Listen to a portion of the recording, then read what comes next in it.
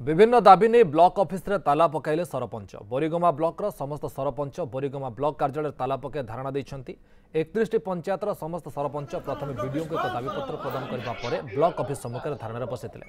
समस्यार समाधान न हेले सामूहिक भाव समस्त सरपंच इस्तीफा देबे बोली चेतावनी दैछंती। पब्लिक भोट देके हमको सरपंच करचंते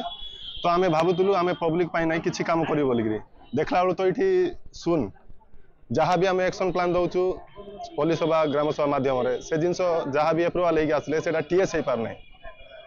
टीएस हो तो पारना तापर सेटा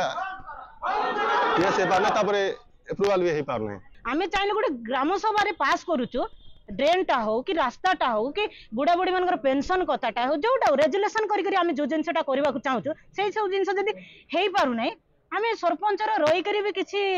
ये नहीं बहुत लोकंकर मौलिक समस्या गुड़िक अच्छी जहाँकि आज पर्यंत हो पारना आम बारंबार